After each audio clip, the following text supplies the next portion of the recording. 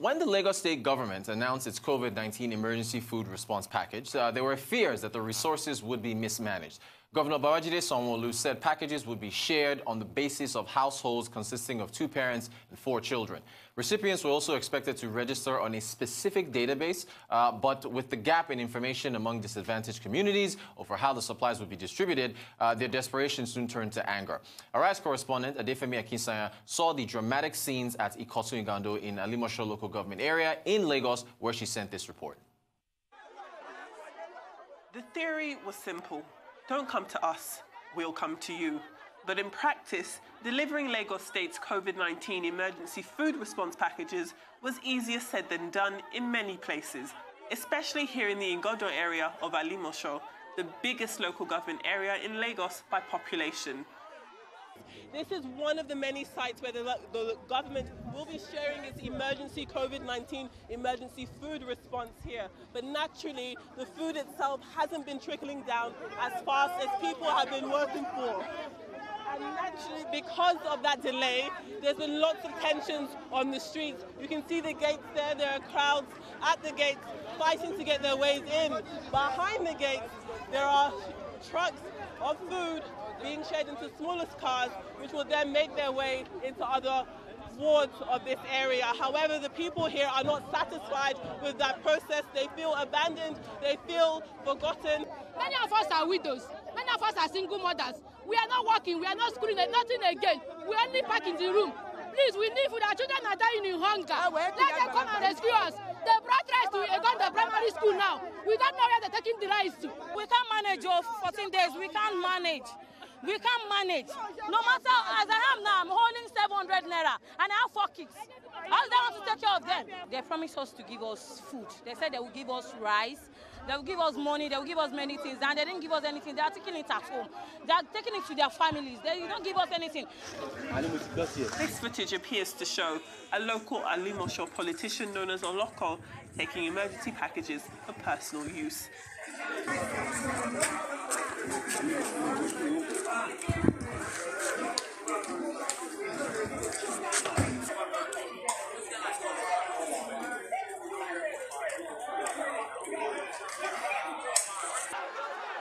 And it's images like that that have added fuel to the already raging fire of anger in Igondo, with crowds disrupting the entrance of cars to the grounds where delivery vehicles are being loaded with food.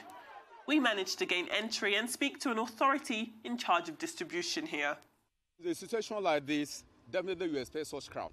However, you have a strategy of the distribution. And how do you do that? You have a lot of representatives of our people around. We want to get to the grassroots through them. We are going back to each ward now, so that the direct beneficiary will be handing over to them. We can't be taking this truck to everywhere. So we've had about up to 10 vehicles here now, spread across all the 7 wards in the Igondo local government. And that is what is happening throughout the other 5 local government, making 6 of the LCD we have in Alimosho local government. So we have our strategy. So those people that are outside, we are appealing to them. They should go back to their various wards. We are coming back to them. You know the population from Lagos State. You all know it. So how do you expect everybody to get? In fact, Alimosho alone is like a country on its own. Well, this is what the crowd has been waiting for. As you can see, there is the major truck here with the foodstuffs on board, and naturally they will be offloading from the truck into the cars that will now take these food resources into the different wards. There is supposed to be a regimented system here, but with the crowds gathering outside the gate, you can see it's been very difficult. We've been hearing reports of the staff of the emergency COVID-19 being under threat. Yesterday, there were reports that the car that they were traveling in, the windshield was broken. And also another lady said she had to hide under the rice in the car because of the hostile situation on the road here. So naturally, in as much as we can see, there is order with the bread, with the rice being shared from the lorry into the cars. This calm is not reflective of the tensions that we're seeing outside of the gate. But as Lagos State enters its 3rd day of an initial 2-week total lockdown, if food doesn't reach the people in desperate need,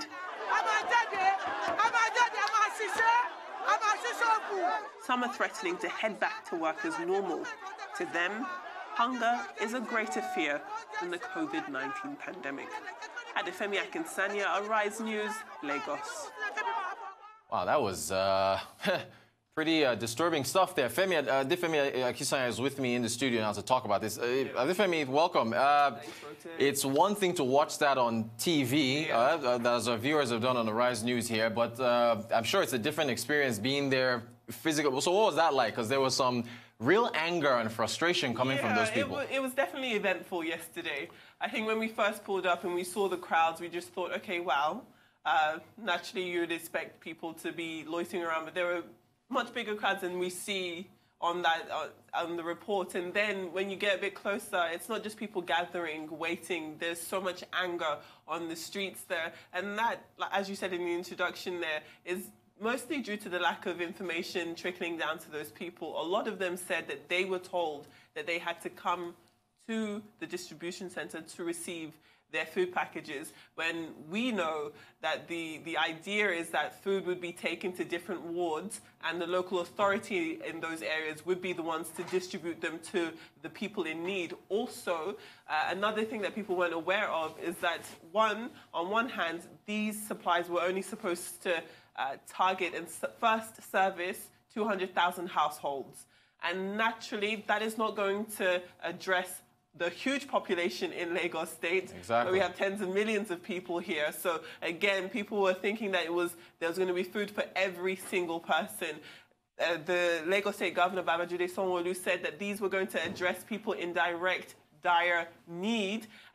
Definitely people who were, the elderly, for example, who had no means to come out. So I want to make clear that absolutely we can acknowledge that these people are in need. Life is not easy for them, and with coronavirus and the lockdown happening, that has only exacerbated their problems. Right. However, these food supplies weren't meant to be for every single person. So I think there's a little bit of a breakdown, and that's why you see the tension and the anger, because they saw cars going in, being filled with food and being taken back out, and they felt like those drivers were going to be taking that for their personal use rather than delivering it. So it's that breakdown in information that led to the scenes that we saw there, fighting drivers, trying to drag people out of their cars, lots of frustration, and that just stems from desperation, hunger, and a lack of information. Let me ask you about the importance of a database, because in the report it did say that there was supposed to be a database where they would submit their names and the government can then find out who has two parents, 4 children, and according to the breakdown.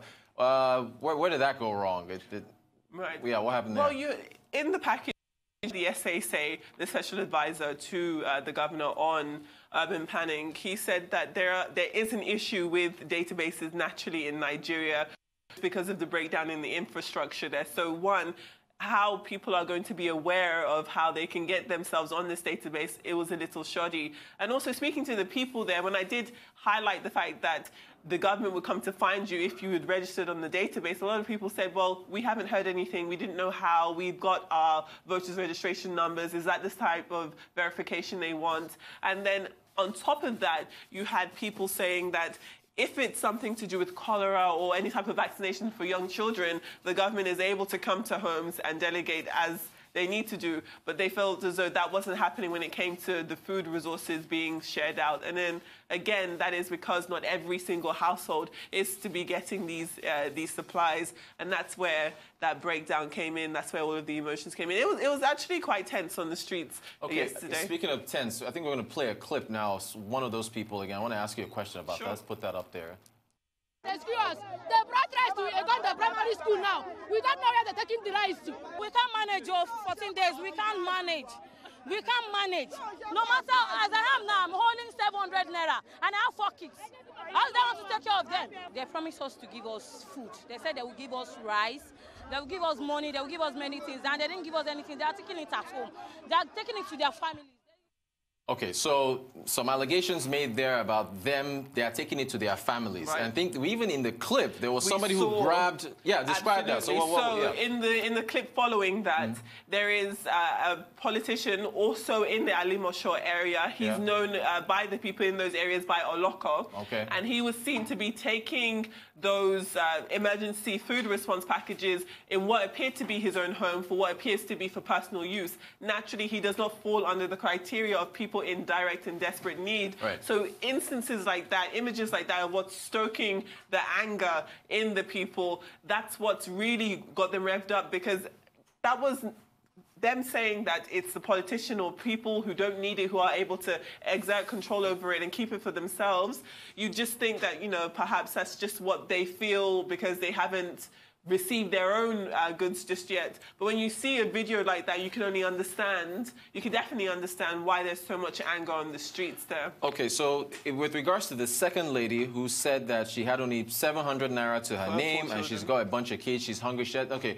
The government did say, I think this was just announced late last night. Yeah, there she is now. They did say that they would open up the markets, at least for food, for sales to happen between 10 a.m. and 2 p.m. in the affected states. So you think that's going to, at least to some measure, alleviate what people like that lady that was complaining to you, that will help? I think instances like this uncover a lot of different issues, right? If we put the government aside for one, there are lots of people who have families that they cannot financially provide for. And in as much as we can lean on the government for support, first and foremost, the caretaking of a family falls to the leaders of said household. Right. So there's that one issue there. Then there's the fact that the government has acknowledged that there are people in desperate need who cannot help themselves. Right. That is where the idea for this emergency food response came from.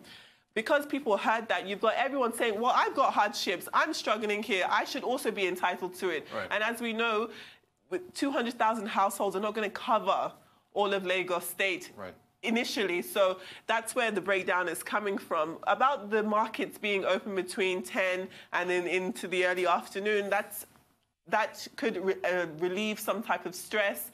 But again, if the issue is keeping people home so that they can be safe and they can adhere to social distancing, the fact that markets are open for food, for example, shouldn't really have much of a difference, because they were always going to be open, because they are one of the two industries in which have to stay open during a lockdown: medical supplies and food supplies. So markets being open is one thing, but if people are struggling financially and they cannot have the funds to buy food in the market, it almost doesn't really address the issue. That's why there's so much desperation for people getting the food response. All right, correspondent Adefemi Akinsanya there. Thank you. A very dramatic package there at the issues happening with food distribution around Lagos State.